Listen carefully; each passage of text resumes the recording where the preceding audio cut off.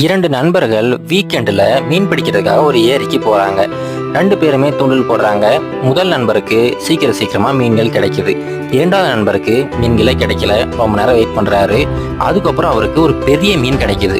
அந்த மீனை எடுத்து மறுபடியும் தண்ணியிலே விட்டுறாரு. முதல் நண்பருக்கு ஒன்றும் புரியலை. மறுபடியும் 2ஆம் நண்பருக்கு பார்த்தீங்கன்னா திரும்ப பெரிய பெரிய மீன்களாக கிடைச்சிக்கிட்டே இருக்குது. அவர் திரும்ப எடுத்து தண்ணியிலே விட்டுக்கிட்டே இருக்கிறாரு.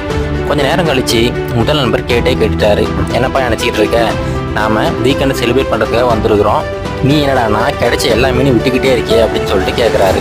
அதுக்கு அந்த 2வது நண்பர் சொல்கிறாரு, அது ஒன்றும் இல்லைப்பா, நம்ம கிட்ட இருக்கிற அந்த பாத்திரம் இருக்குது பார்த்தியா, அந்த தோசைக்கல், அது ரொம்ப சின்னதாக இருக்குது, அதில் இவ்வளோ பெரிய மீனை வறுக்க முடியாது அப்படின்னு சொல்லிட்டு சொல்கிறாரு.